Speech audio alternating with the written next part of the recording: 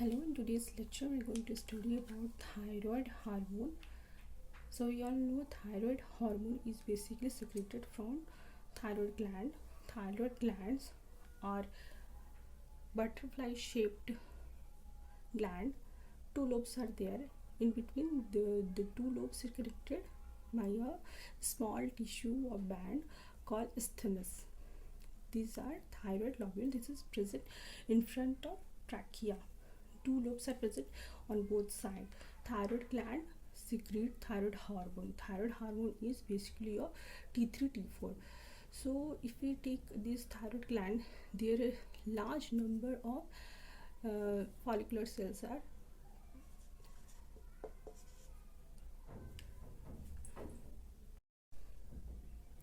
in today's lecture we are going to study about thyroid hormone. So we all know thyroid hormone is T3 T4, which is basically secreted from thyroid gland. Thyroid gland is our endocrine gland. So what thyroid gland secretes? It secretes T3 T4. Thyroid gland is present in front of trachea. It is a like butterfly shaped.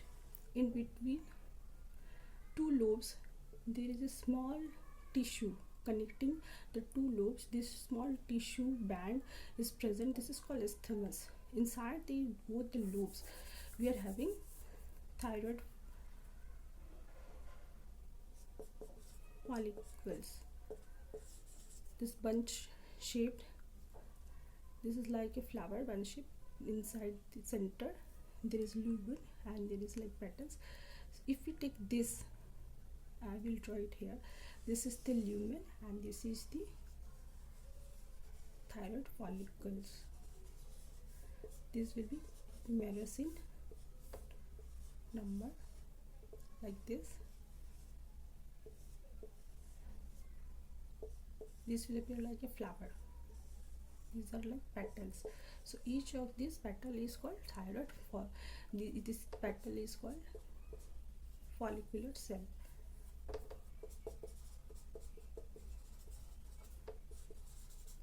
And in between these is lumen. Each lobe contains thyroid follicles. These are the bunch of follicular cells. In between present lumen. In between these thyroid gland also present numerous small tissues. These are called follicular cells. These are called para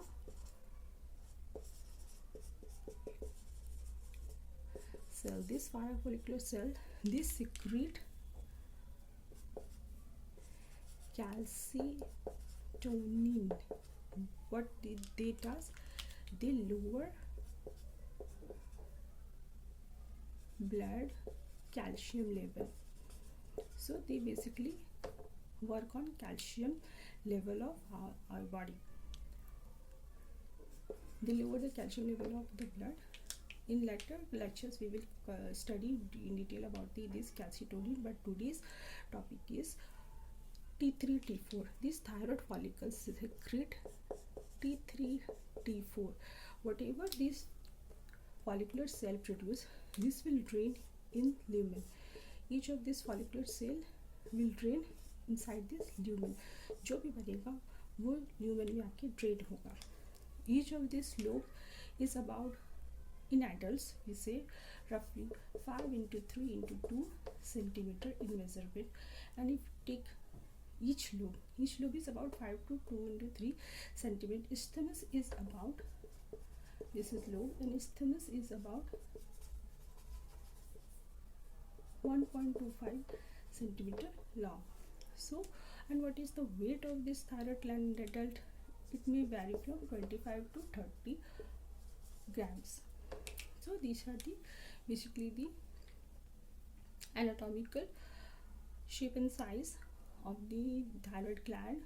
They produce thyroid hormones T3 T4. This is called tetraiodothyronine. This is called triiodothyronine because there is 3 molecules of T thyroid. 4 molecules, so tetra means 4. So these are present in our body. They are secreted from these follicular cells, produced in thyroid gland, and whenever our body requires T3 T4, they release in the circulation. There are no duct systems, so they are called endocrine system. Thyroid is called endocrine system. And we all know whatever the food we are taking, they contain iodine.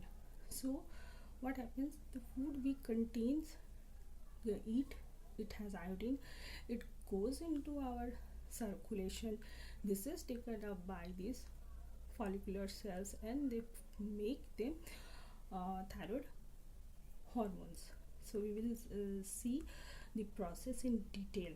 And one thing you should know, iodine, whatever iodine we eat, 80% of them are utilized by this follicular cell, and rest 20% is utilized by the other body processes. So remember, 20% of all the iodine whatever we eat in our food, they are used by these follicular cells.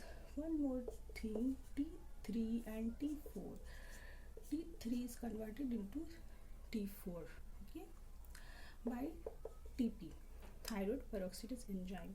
We will study this in lecture in details, but one thing you should know, amount of T4 is more, that is 14:1, means 14 parts of T3 and 1 part of T1 will be formed. Whenever our body requires T3, T4 will convert it into T3. So we can say T3 is potent form. So these things to remember in our minds. So I will draw this in bigger scale, so to understand, make you understand. One more thing, whenever T3 T4 decreases, we call hypothyroidism. Whenever T3 T4 increases, we call hyperthyroidism. Hyperthyroidism means goiters, or we can say Graves disease, and hypo means there is a low T3 T4, then we say there is Hashimoto's disease. In hyperthyroidism, in hypo and hyper, in hypo and in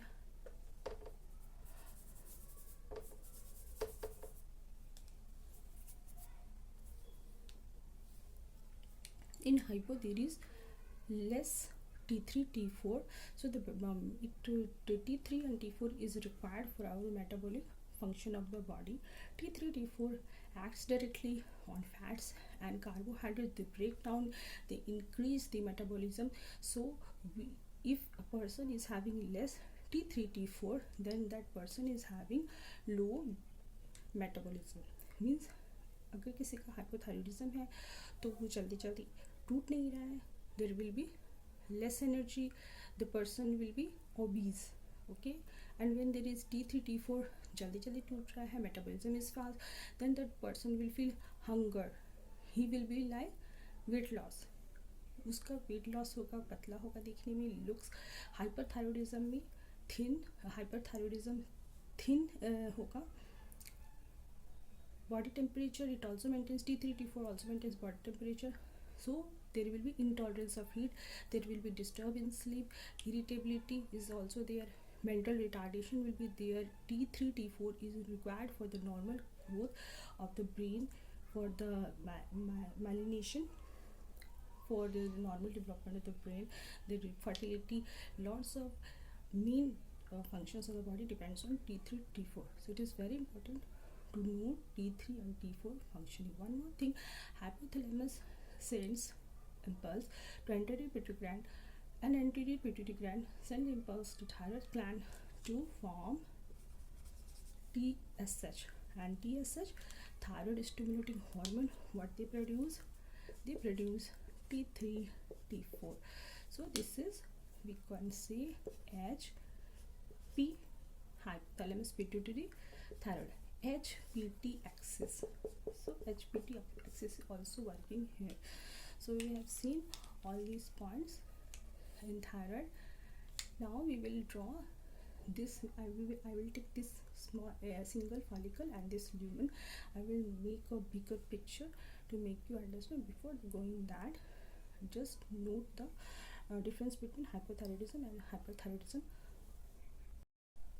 One more thing, in between inside these lobes there will be also capillaries will be there will be thyroid follicle, there will be parafollicular cells, and let's see the differences between them. Hypo and hypothyroidism, hyperthyroidism. Basically this is due to decrease of T3 T4, basically due to increase of T3 T4 there will be weight gain, there will be weight loss, increase of goiter, increase of the gland, that is called goiter, Graves disease,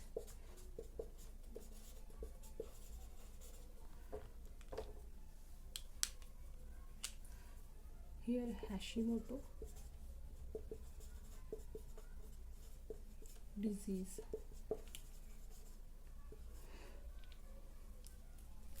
We give thyroid in this case to increase the level of T3 and T4 so that body will act normally, and in this case we also give thyroid by blocking the thyroid peroxidase enzyme, or in the process of formation of thyroid anywhere we can stop the formation of thyroid hormone, then we can maintain this hyperthyroidism condition. What are the drugs are given? That is a propylethioate acid, carbamazole and methimazole. You will get all the drug names from books, you can remember from there. Okay, here levothyroxine is given, so you can see in both the cases drugs are given to increase and to decrease. In some cases there are in hyperthyroidism there is a protrusion of the eyeball, which we can see in that case. Okay, in some case sometimes treatment will be removal of thyroid gland in hyperthyroidism case. So now everything we have learned the differences between hyperthyroidism. Now let's see the formation of T3 and T4 hormones. I will draw this thyroid follicle in the bigger, okay, to make you understand. So if we see a thyroid gland, it has the thyroid follicular cells, and surrounding it lies the parafollicular cells. They secrete calcitonin. We will study that on later lectures. Today we will focus on T3 T4. So thyroid follicle, these are the bunch, this flower shaped structure, this is called parafollicle. If we see inside the center there is a lumen, and this is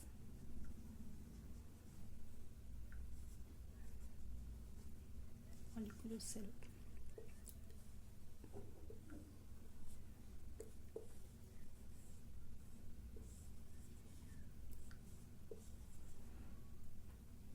Lots of follicular cells are there. This is thyroid follicular cell, this is lumen.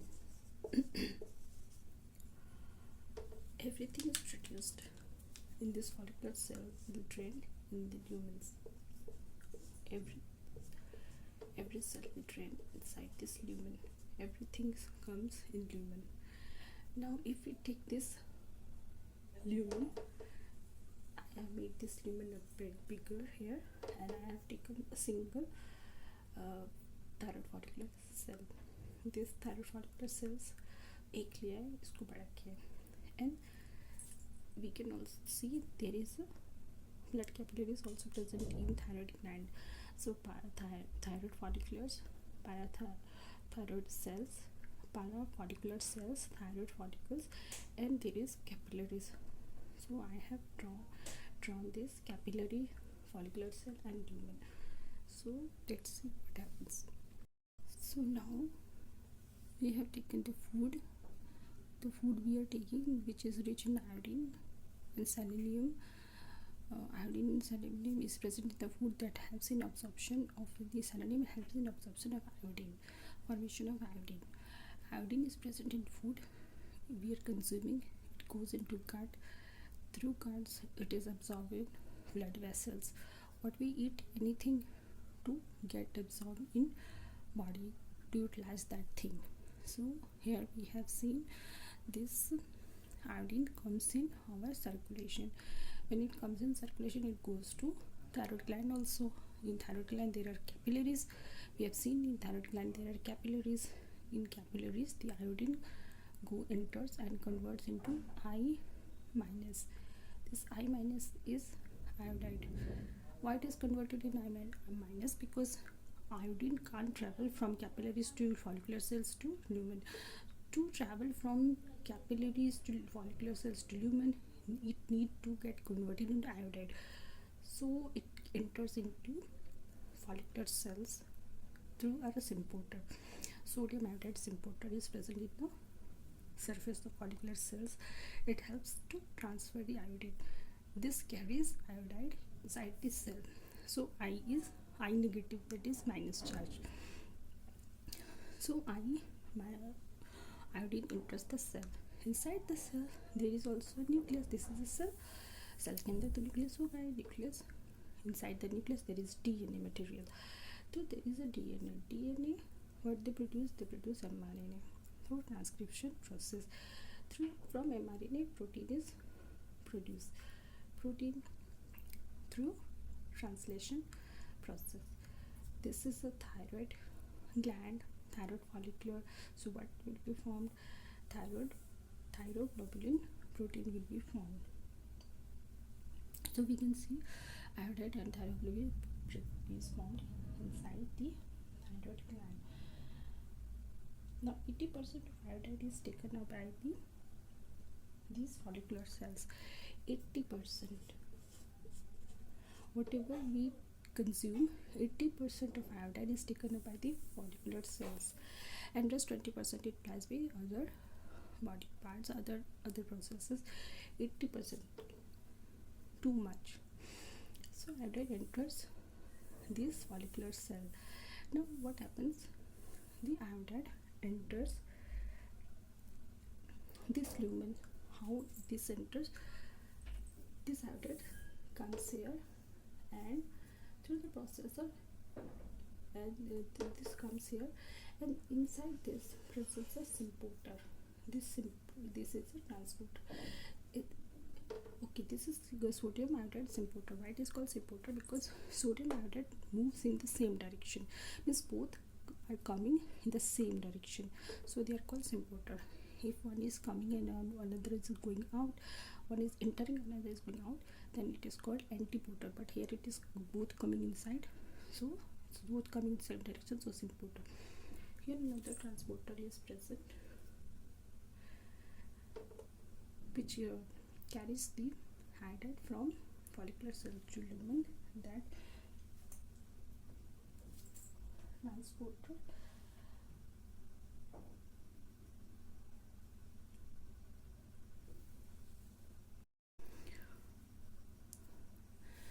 now between the follicular cells and the lumen there is a transporter. This transporter is called pendrine. This is a transporter which carries the iodide into this lumen. From this transporter pendrine, this iodide enters the lumen. Now it gets oxidized. Now work is finished. It reaches from capillaries to follicular cell to lumen. Once it comes inside lumen, it comes in its original form, that is iodine. So oxidation process. Through oxidation process, iodide is converted to iodine. There is a enzyme which is used here, that is